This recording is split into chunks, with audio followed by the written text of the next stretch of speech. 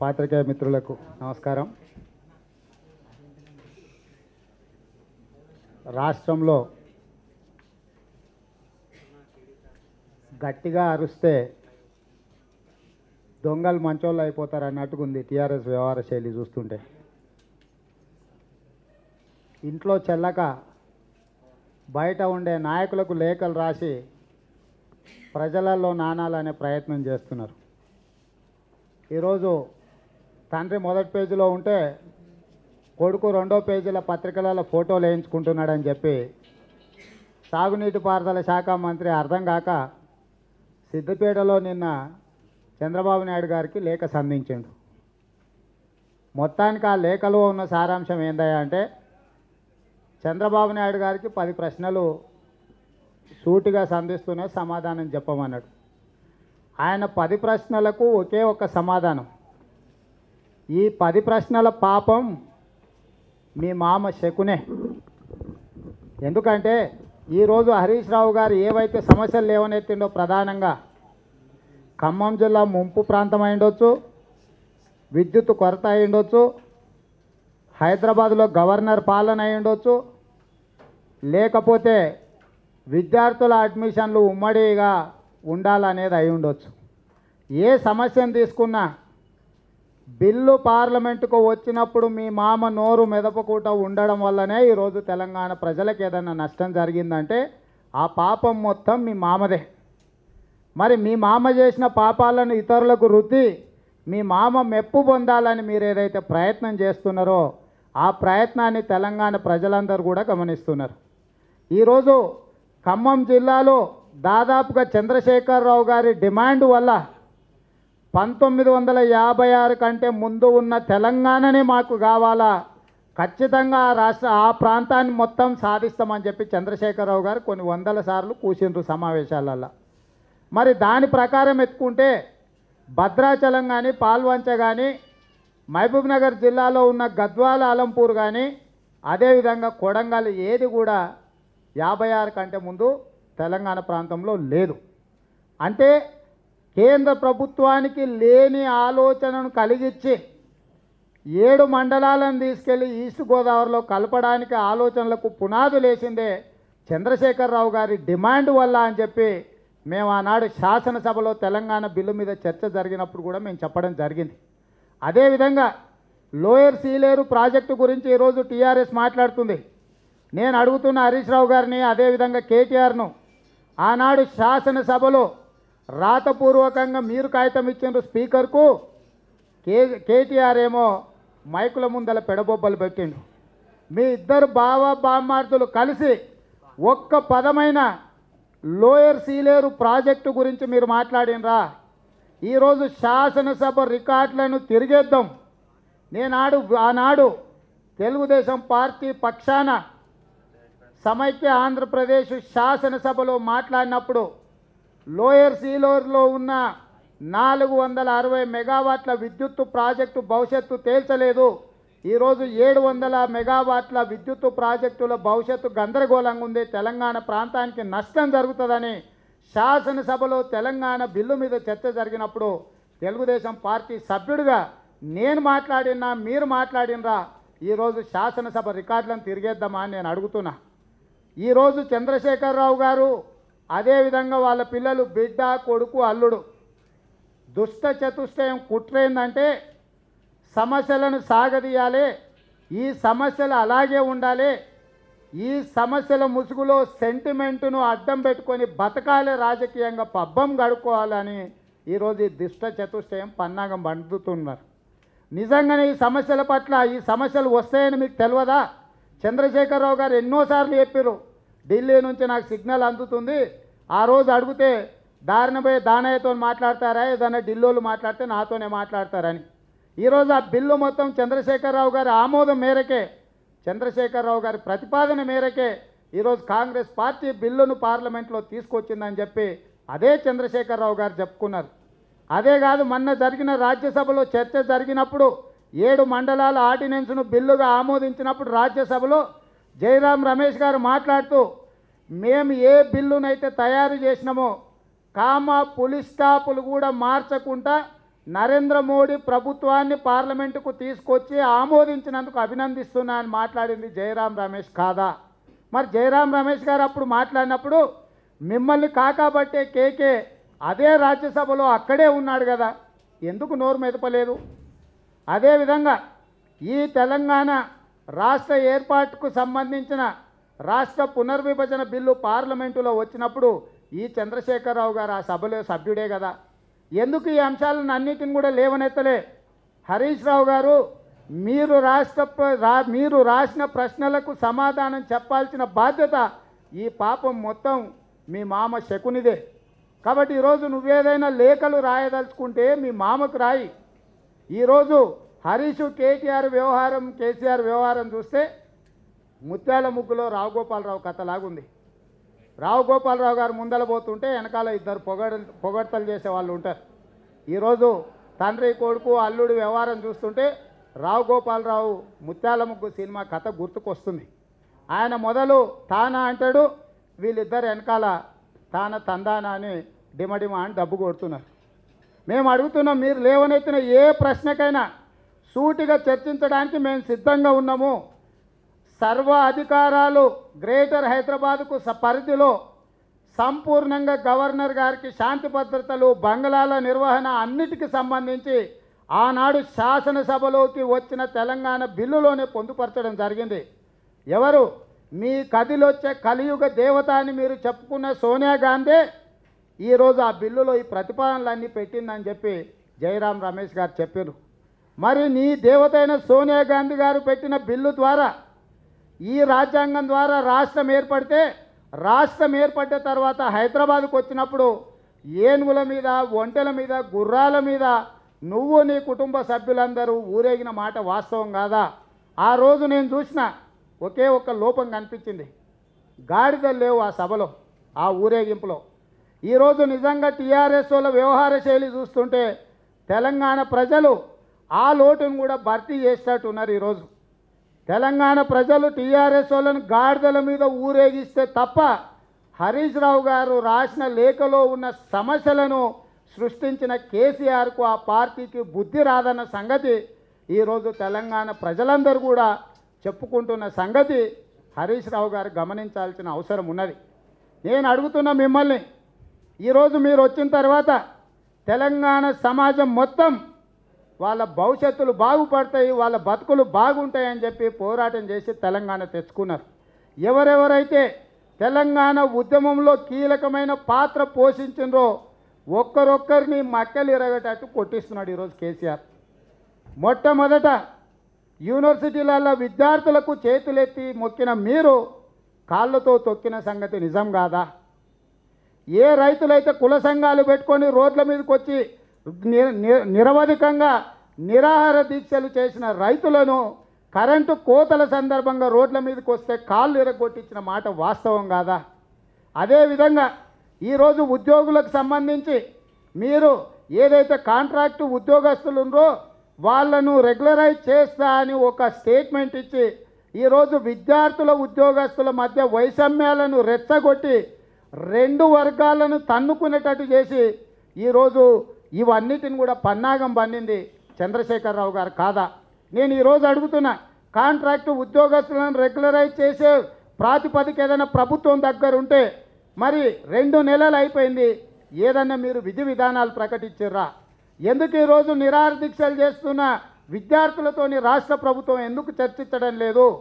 ఒకనాడు యూనివర్సిటీ విద్యార్థులను యూనివర్సిటీ దాటకుండా సీమాంధ్రకు సంబంధించిన అధికారులు బాష్పవాయు గోళాలతో బుల్లెట్ తూటాలతో ఈరోజు విద్యార్థులను హింసిస్తున్నానికి గలం వెత్తిన చంద్రశేఖరరావు గారు ఈరోజు మీ వ్యవహార శైలి ఏమున్నది?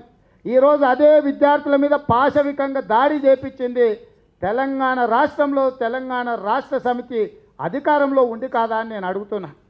అంటే మీరే ఏదైతే ఆనాడు తప్పని చెప్పినరో ఈనాడు అదే పాపం మీరు చేస్తున్నారు కదా. ఆ విద్యార్థులు మొన్నటి వరకు మీరు చేతులెత్తి మొక్కితే ఆనాడు వాళ్ళు దేవుళ్ళు అయితే ఈనాడు దయ్యాలైనరా. ఈరోజు వాళ్ళ త్యాగాల వల్లనే మీరు ఆ కుర్చీల మీద కులుకుతున్నారు. ఈరోజు మీ కుర్చీలు ఎక్కడి నుంచి వచ్చినాయి? 100 మంది విద్యార్థుల ప్రాణ త్యాగాల వల్ల మీరు ఆ కుర్చీల మీద కులుకుతున్నారే.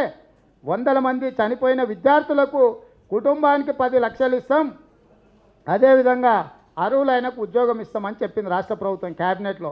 నేను ఈరోజు అడుగుతున్నా, అసలు ఎంతమంది చచ్చిపోయినో ప్రభుత్వం దగ్గర అధికారికంగా లెక్కలు ఉన్నాయా? ఆ లెక్కలుంటే మీరు విడుదల చేయండి.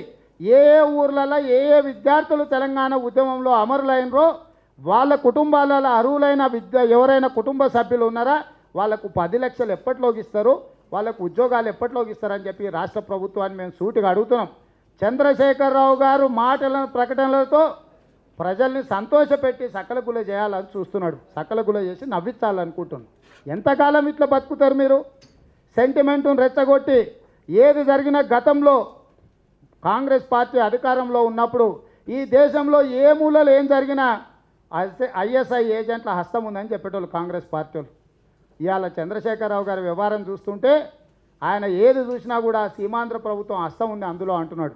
నేను అడుగుతున్నా, 1956 స్థానికత ప్రామాణికంగా తీసుకొని ఈరోజు స్కాలర్షిప్లు ఇస్తాం, మిగతా ఇస్తామని అడుగుతున్నాం. మేము ఈరోజు డిమాండ్ చేస్తున్నాం, ఈ రాష్ట్రానికి ముఖ్యమంత్రి కావాల్సినోడు 60 సంవత్సరాల కంటే ముందు ఇక్కడ ఉన్నోళ్ళకే ఇస్తామని మీరు ఏదైతే చెప్తురో, 120 సంవత్సరాల కంటే ముందే తెలంగాణలో పుట్టినోడు ఈ రాష్ట్రానికి ముఖ్యమంత్రి కావాలి. ఆ డిమాండ్ను అమలు చేయి. అప్పుడు నీది విజయనగరం జిల్లా బుడ్డిపేట అవుతుంది. నీ ముత్తాతల్లి నువ్వు విజయనగరం జిల్లా నుంచి బుడ్డిపేట నుంచి ఇక్కడికి వచ్చి రాష్ట్రానికి ముఖ్యమంత్రి కావడానికి నీకు అర్హత ఉంది, కానీ ఇక్కడ పుట్టి పెరిగిన వాళ్ళకి స్కాలర్షిప్ల విషయంలో కానీ మిగతా దాంట్లో అర్హత లేదా అని నేను అడుగుతున్నా. నేను ఈరోజు అడుగుతున్నా, ఫీజు రియంబర్స్మెంట్ వెనకాల పెద్ద కుట్ర దాగి ఉన్నది. ఒక సామాజిక వర్గానికి వ్యతిరేకంగా చంద్రశేఖరరావు గారు కుట్ర చేస్తున్నారు. ఈరోజు జేఎన్టీయూ అదేవిధంగా తెలంగాణ ప్రాంతంలో 443 కళాశాలలు ఉంటే 292 కళాశాలలు ఒకే ఒక్క సామాజిక వర్గానికి సంబంధించిన ఉన్నాయి. ఈరోజు దాదాపుగా 3,000 కోట్ల రూపాయల ఫీజుల రియంబర్స్మెంటు తెలంగాణలో ఉన్న కాలేజీలకు చెల్లిస్తే రాష్ట్ర ప్రభుత్వం దాదాపుగా 2,000 కోట్ల రూపాయలు ఒకే సామాజిక వర్గానికి సంబంధించిన యాజమాన్యం జేబుల్లోకి వస్తే రాజకీయంగా వాళ్ళు నిలదొక్కుంటారు, మళ్ళొక్కసారి తమ వాటాను అడుగుతారని చెప్పి ఆ సామాజిక వర్గం మీద కుట్రతోటే ఈరోజు చంద్రశేఖరరావు గారు ఫీజు రియంబర్స్మెంట్కు సంబంధించి గతంలో ఇవ్వాల్సిన బకాయిలను కూడా వాయిదా పెట్టిండు. ఈరోజు నేను అడుగుతున్న ఈ రాష్ట్ర ప్రభుత్వాన్ని సూటిగా, భవిష్యత్తులో మీరు ఇవ్వబోయే ఫీజు రియంబర్స్మెంట్కు సంబంధించి విధి విధానాలను మీరు ఖరారు చేస్తే శాసనసభలో చర్చకు పెట్టండి. కానీ గత ప్రభుత్వం ఆమోదించి జీవోలు ఇచ్చి గత ప్రభుత్వాల ఆదేశాల మేరకు విద్యార్థులకు చదువులు చెప్పి ఆ విద్యార్థులకు ఈరోజు సర్టిఫికెట్లు ఇవ్వకుండా ఆ కళాశాలలు పెండింగ్ పెడితే విద్యార్థుల భవిష్యత్తు గందరగోళం కాదా, చీకటిమయం కాదా అని నేను అడుగుతున్నా. నీకు ఒక సామాజిక వర్గం మీద కక్ష ఉంటే రాజకీయంగా మొదటి నుంచి ఉన్న సామాజిక వర్గం తమ వాటాను అడుగుతుందని చెప్పి నీకు ఆందోళన ఉంటే దాన్ని రాజకీయంగా చూసుకోవాలి తప్ప పేద దళిత బడుగు బలహీన వర్గాలకు సంబంధించిన ఫీజు రియంబర్స్మెంట్ ముసుగులో ఆ సామాజిక వర్గం మీద కక్ష సాధించాలని నువ్వు ప్రయత్నం చేస్తున్నవే, ఇది ఏ మేరకు సమంజసమని నేను అడుగుతున్నా. ఈరోజు ప్రభుత్వాన్ని లిస్టు విడుదల చేయమని ఉంది. 443 కళాశాలలు ఏవైతే ఉన్నాయో ఏ ఏ సామాజిక వర్గాల మీద ఆ కళాశాలల యజమానులు ఉన్నారు, వాళ్ళని ఎందుకు నువ్వు వాళ్ళ రావాల్సిన నిధులను విడుదల చేయకుండా ఎందుకు ఈరోజు ఆపిపెడుతున్నామని నేను అడుగుతున్నా. అదేవిధంగా ఆ నిధులు ఆపిపెట్టిన మీరు ప్రాణహిత చేవెళ్లలో మీరు దాదాపుగా 2,000 కోట్ల నిధులు విడుదల చేయాలంటే మీకు నచ్చిన కాంట్రాక్టర్లకు 400 కోట్లు విడుదల చేసిండ్రే, ఇదెక్కడ న్యాయం? ఆ కాంట్రాక్టర్ అని తెలంగాణ వాడు కాదే. సీమాంధ్ర ప్రాంతానికి సంబంధించిన కాంట్రాక్టర్ నీకు ముడుపులు ఇస్తే అతనికి మాత్రం 400 కోట్ల బిల్లులు విడుదల చేస్తావే. ఈరోజు మరి విద్యార్థుల బిల్లు ఏవైతే ఫీజు రియంబర్స్మెంట్ ఉందో ఎందుకు విడుదల చేస్తలేవని నేను అడుగుతున్నా. ఇంకొకటి స్పష్టత ఇవ్వదలుచుకున్నా, ఎస్సీ ఎస్టీ అండ్ మైనారిటీకి సంబంధించిన ఏవైతే ఫీజు రియంబర్స్మెంట్ ఉందో 100% కేంద్ర ప్రభుత్వమే ఆ నిధులను ఇస్తున్నది. కేంద్ర ప్రభుత్వం నుంచి వచ్చిన నిధులను రాష్ట్ర ప్రభుత్వం చంద్రశేఖరరావు గారు తన ఖాతాలో వేసుకొని ఈ యజమానుల నుంచి కమిషన్లు వసూలు చేయడానికే వాళ్లకు గతంలో ఉన్న బకాయిలను చెల్లించకుండా పక్కన పెట్టిండు. కేంద్ర ప్రభుత్వం విడుదల చేసిన నిధులను ఆపే హక్కు నీకెవరిచ్చిండ్రు? ఈరోజు నిజంగానే అందులో తప్పిదాలు ఉంటే అవి వాపస్ కేంద్ర ప్రభుత్వానికి తిరిగి పంపించు. కాబట్టి ఈరోజు రాష్ట్ర ప్రభుత్వాల మీద ఏదైతే ఫీజు రియంబర్స్మెంట్ మీద ఏదైతే భారం పడుతుందో బీసీ ఈబీసీ విద్యార్థులకు సంబంధించిన ఫీజు రియంబర్స్మెంట్ మాత్రమే రాష్ట్ర ప్రభుత్వం మీద పడుతుంది. కాబట్టి ఏ ప్రాంతం వాడైనా 29 రాష్ట్రాలకు సంబంధించిన బడుగు బలహీన వర్గాలు అదేవిధంగా మైనారిటీలకు కేంద్ర ప్రభుత్వమే ఇస్తుంది. నువ్వు సీమాంధ్రలో ఉన్నా తెలంగాణలో ఉన్నా ఎక్కడున్నా కేంద్ర ప్రభుత్వమే నీకు ఫీజులు కడుతున్నప్పుడు చంద్రశేఖరరావు గారికి వచ్చిన కష్టం ఏందో నాకు అర్థమవుతలేదు. కాబట్టి ఈరోజు నువ్వు రకరకాల కుట్రలతో రాష్ట్ర ప్రభుత్వాన్ని నడపాలని చూస్తున్నావు. ఈరోజు ప్రభుత్వ వైఫల్యాలను కప్పిపుచ్చుకోవడానికి అదేవిధంగా ప్రభుత్వంలో జరుగుతున్న అవినీతిని ప్రజలు ప్రశ్నించకుండా ఉండడానికి సెంటిమెంట్ అనే ముసుగులో చంద్రశేఖరరావు గారు రాష్ట్ర ప్రభుత్వాన్ని నడపాలని చూస్తున్నాడు. ఇది ఎల్లకాలం సాగదు. నేను ఈరోజు చెప్తున్నా, మీరు వచ్చిన తర్వాత ఒక దొర కోసం సిమెంటు ధరలు పెంచినావు, ఇంకొక దొర కోసం ఛత్తీస్గఢ్ నుంచి కరెంటు తీసుకొస్తా అని పెద్ద పెద్ద ప్రకటనలు ఇస్తే అబ్బో చంద్రశేఖరరావు గారికి ఏదో మంచి బుద్ధి కలిగింది, ఏదో జ్ఞానోదయం అయినట్టుందని మేము అనుకున్నాం. కానీ ఆ కాంట్రాక్ట్ ఇంకొక దొరకు కట్టబెట్టడానికి నామినేషన్ మీద 2,500 కోట్ల రూపాయల కాంట్రాక్టును ఒక అధికారి ఈయన ఆదేశించిన దొరకు కట్టబెట్టలేదని చెప్పి అరగంటలో అధికారిని బదిలీ చేసిన మాట వాస్తవం కాదా? నేను ఈరోజు అడుగుతున్న ఈ రాష్ట్ర ప్రభుత్వాన్ని, ఈ రాష్ట్రంలో మీ అవినీతికి సహకరించని అధికారులను శంకరగిరి మాన్యాలు పట్టిస్తున్న మాట వాస్తవం కాదా? కాబట్టి ఈరోజు రాష్ట్ర ప్రభుత్వంలో జరుగుతున్న అవినీతి అక్రమాలను తెలుగుదేశం పార్టీ ఎక్కడ ప్రశ్నిస్తుందో అని చెప్పి ఈ పార్టీని ఆంధ్ర పార్టీ అంటుంటాడు, ఈ పార్టీ నాయకత్వాన్ని ఆంధ్ర నాయకత్వం అంటుంటాడు. అదేవిధంగా తెలంగాణలో ఉన్న కొన్ని సంస్థలకు చాలా కాలం నుండి ఉన్న పేర్లను మారుస్తున్నాడు. సంతోషం. ఎన్జి రంగా యూనివర్సిటీ పేరు కూడా మార్చి జయశంకర్ యూనివర్సిటీ అని పెట్టారు. మాకు అభ్యంతరం లేదు, మేము అందరం కూడా ఆమోదిస్తున్నాం. కానీ నేను ఒక ప్రశ్న సూటిగా అడుగుతున్నా, రాజీవ్ గాంధీ అంతర్జాతీయ విమానాశ్రయానికి ఏదైతే పేరు ఉందో, రాజీవ్ గాంధీ రాష్ట్రం వాడు కాదు, తెలుగువాడు కాదు. మరి రాజీవ్ గాంధీ అంతర్జాతీయ విమానాశ్రయానికి పివి నరసింహారావు తెలంగాణ ముద్దుబిడ్డ, ఈ దేశ ప్రధానమంత్రి, రిఫార్మ్స్ అనేటివే ఈ దేశ ప్రజలకు తీసుకొచ్చి ఈరోజు ఈ దేశాన్ని అభివృద్ధి పదం వైపు నడిపిస్తున్న పివి నరసింహారావు గారి పేరు అంతర్జాతీయ విమానాశ్రయానికి పేరు పెడదాం, శాసనసభలో ఏకగ్రీవ తీర్మానం చేయడానికి మేము సిద్ధంగా ఉన్నాం. ఈ ప్రభుత్వానికి చిత్తశుద్ధి ఉంటే రాజీవ్ గాంధీ అంతర్జాతీయ విమానాశ్రయం పేరు మార్చి పివి నరసింహారావు అంతర్జాతీయ విమానాశ్రయం అని ఈరోజు శాసనసభలో ఏకగ్రీవ తీర్మానం చేసి కేంద్ర ప్రభుత్వాన్ని డిమాండ్ చేద్దాం. మీరు ముందుకు వస్తారా అని నేను అడుగుతున్నా. ఇదే కాదు, అభినవ అంబేద్కర్, నందమూరి తారక రామారావును కూడా వదలకుండా నీకు రాజకీయ భిక్ష పెట్టిన నందమూరి తారక రామారావును కూడా ఆంధ్రవాడు అన్నట్టుగా ఆయన విగ్రహాలను అక్కడక్కడ కూలగొట్టిన సంఘటనలు కూడా చూసినాం. నేను అడుగుతున్న పేర్ల మార్పు కార్యాచరణ ఈ రాష్ట్ర ప్రభుత్వం చేపడితే ఆంధ్ర నాయకుడని నువ్వు పిలువబడే తారక రామారావు పేరే నీ కొడుకు పెట్టుకున్నావు. నిజంగానే ఆంధ్ర నాయకుల పేర్లు మార్చాలా, వాటిని మార్చాలనుకుంటే మొట్టమొదట నీ కొడుకు తారక రామారావు పేరు ఎప్పుడు మారుస్తావు, ఎప్పుడు ఆ సంబరాలు చేస్తావో మాకు చెప్పు, మేము కూడా వస్తాం. నందమూరి తారక రామారావు ఆనాడు మస్కా కొట్టడానికి నీ కొడుకు ఆయన పేరు పెట్టుకొని పదవి పొందినవే, ఈరోజు ఎన్జి రంగా యూనివర్సిటీకి మారుస్తా, ఇంకేదో సందులో ఎల్లయ్య పేరు మల్లయ్య పేరు మారుస్తా అంటున్నావు. ఇవన్నీ ఎందుకు?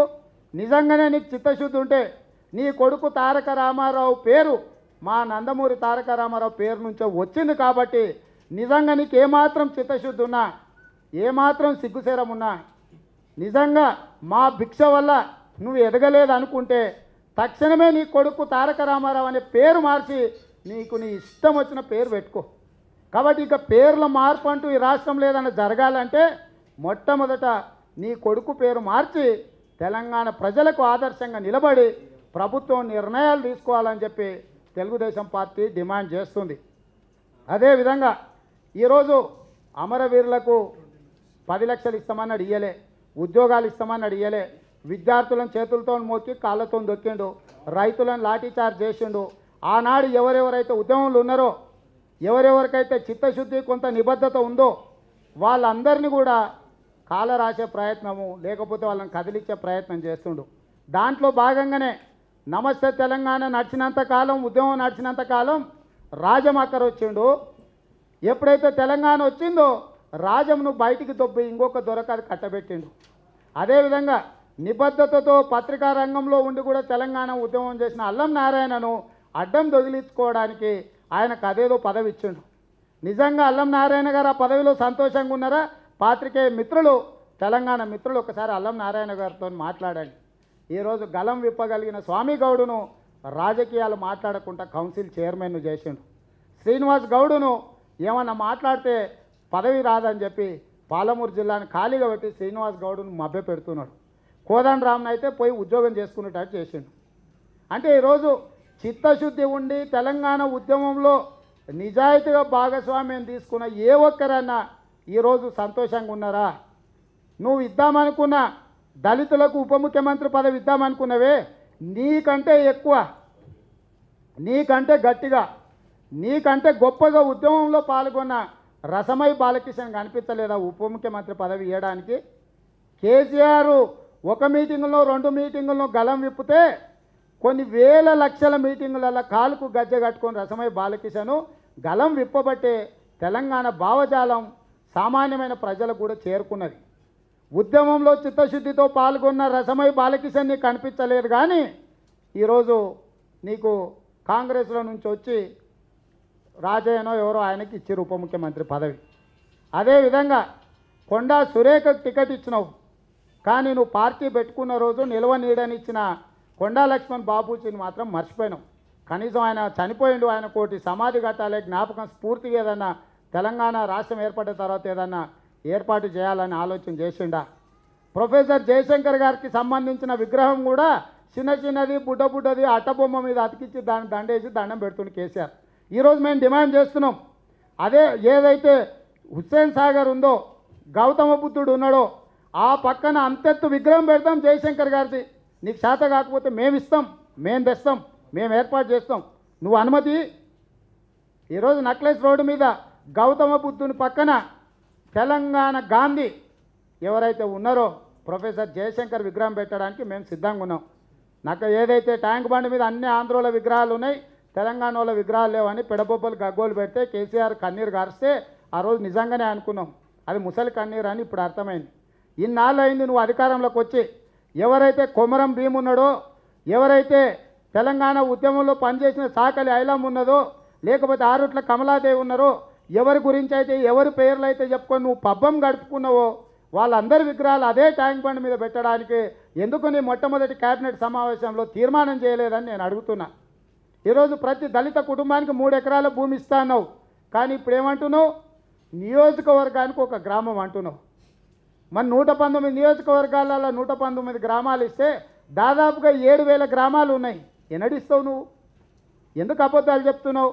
అంటే ఒక గ్రామంలో 3 ఎకరాలు తీసుకొని మొత్తం స్లాబ్ వేసి ఒక్కొక్క స్లాబ్ ఒక్కొక్కరికి ఇచ్చేటట్టున్నాడు, మొత్తం బిల్డింగ్ లాగా కట్టి.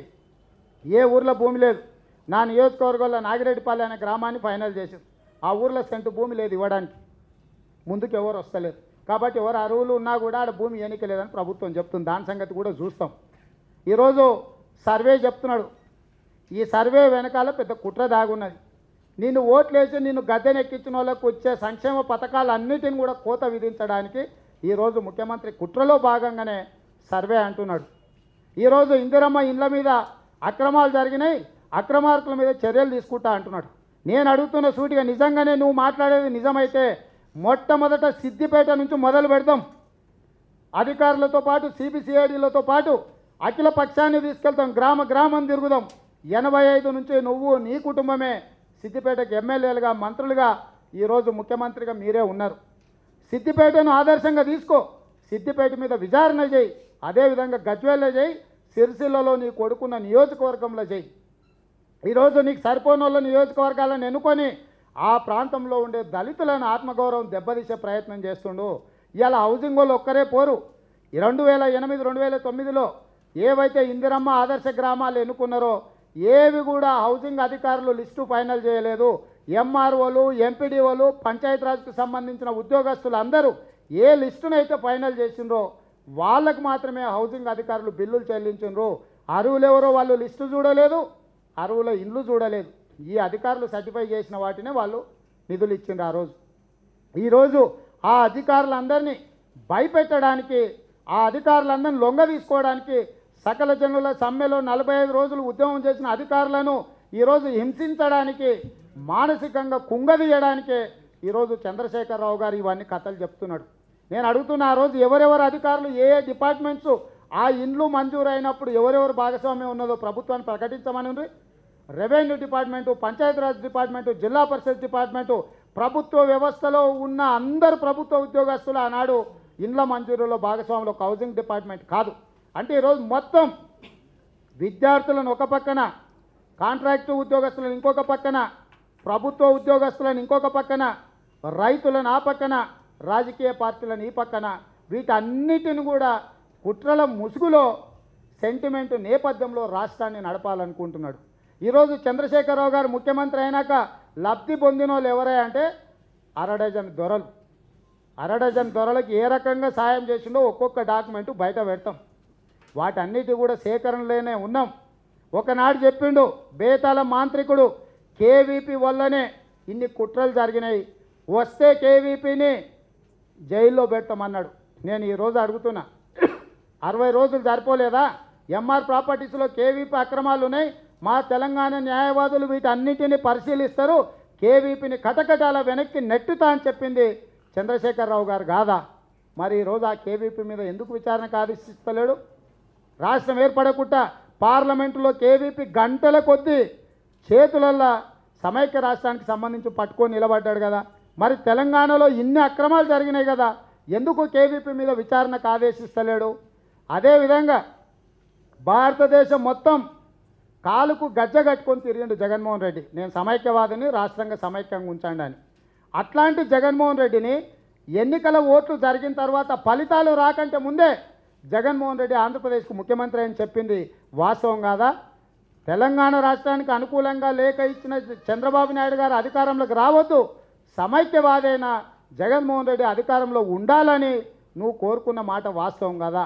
మరి అంత కరడు కట్టిన సమైక్యవాది సీమాంధ్రవాడు తెలంగాణలో 100 ఎకరాలు దోసుకుంటే ఎందుకు జగన్ అవినీతి మీద ఒక్క లేఖ కూడా హరీషో, కేటీఆరో, కేసీఆరో ఎందుకు లేఖలు రాస్తలేడు నేను అడుగుతున్నా.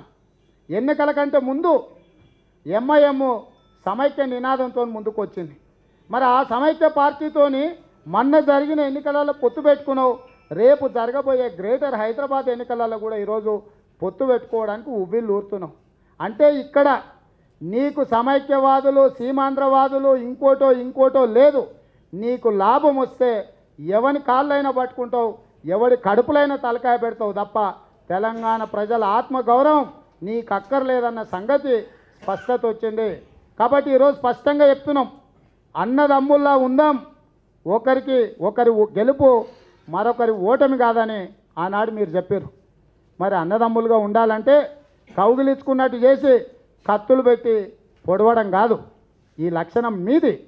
సోనియా గాంధీని నమ్మించి అదే రాహుల్ గాంధీ చెప్పిండు, కౌగిలించుకున్నాడు ఈపుల కత్తితో పొడిచిండు అని చెప్పి కరీంనగర్ వచ్చి పార్టీని అందులో కలుపుతా అన్నావు, వాళ్ళను మభ్యపెట్టినావు, ఈరోజు వాళ్ళని మోసం చేసినావు. తెలంగాణ వస్తే విద్యార్థులకు లక్షల ఉద్యోగాలు వస్తాయన్నావు, ఈరోజు విద్యార్థులను లాఠీ చార్జ్ చేపిస్తున్నావు.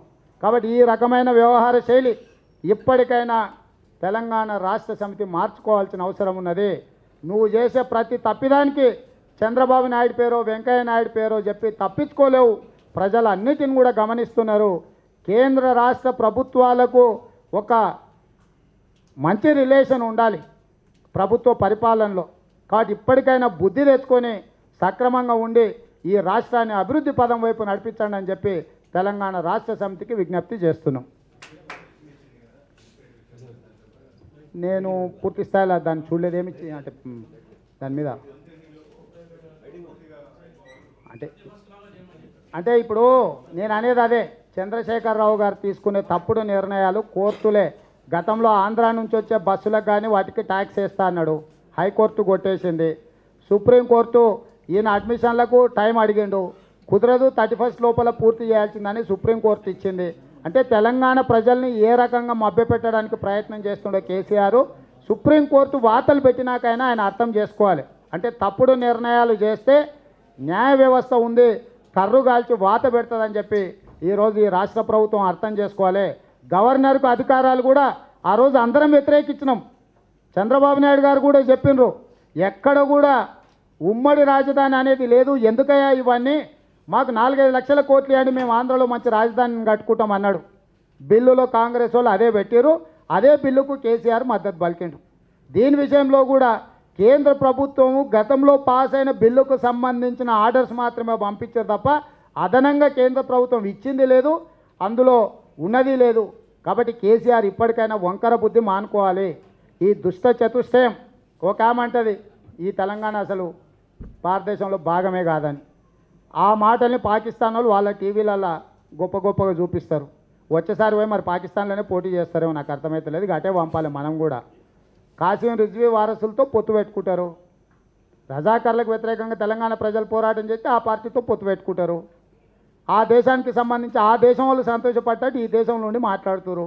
కాబట్టి వాళ్ళ వంకర బుద్ధికి పోను పోను న్యాయ వ్యవస్థనే కాదు తెలంగాణ ప్రజలు కూడా కర్రు కాల్చి వాత పెట్టే అవకాశం ఉన్నది. అంటే ప్రజాస్వామ్య స్ఫూర్తికి విరుద్ధం యూటీ అనేది. యూటీ అనేది లేదు. గతంలో యూటీలు ఉన్న వాటిని రద్దు చేసి రాష్ట్రాలుగా వాటిని మార్చిండ్రు. కాబట్టి యూటీ అనేది ప్రజాస్వామ్య స్ఫూర్తి కాదు. కాబట్టి తెలంగాణ ప్రజలు కానీ సీమాంధ్ర ప్రజలు కూడా ఒప్పుకోరు. ఎందుకంటే యూటీ వల్ల సీమాంధ్రకు వచ్చే ప్రయోజనం లేదు, తెలంగాణకు వచ్చే ప్రయోజనం లేదు. మన నుంచి పూర్తిగా విడదీయడమే, అది ఏ ప్రాంతానికి ఉపయోగపడేది కాదు. కాబట్టి ఈ హైదరాబాద్ అనేది అందరిది. ఆయన విశ్వనగరం చేస్తా అన్నాడు. విశ్వనగరం అంటే ఇట్లా వంకర టింకర కదా. విశ్వనగరం అంటే ఆయన ఉద్దేశంలో విశ్వంలో ఉన్న దొరలందరూ ఇక్కడికి వచ్చి ఉండాలనుకుంటున్నాం. ఆయన విశ్వదొరల సంఘం ఏమైనా పెట్టి ఇక్కడ ఏమైనా మరి వాళ్ళ కోసమే అనుకుంటున్నాం. అది కాదు. విశ్వనగరం అంటే అన్ని మతాలు, అన్ని జాతులు, అన్ని రకాల ప్రజలు కలిసిమెలిసి సహజీవనం చేయడానికే, కలిసిమెలిసి ఉండే నగరాన్ని విశ్వనగరం అంటారు. కాబట్టి ఇప్పటికైనా కూడా వంకర బుద్ధి మానుకుంటే బాగుంటుంది. Thank you.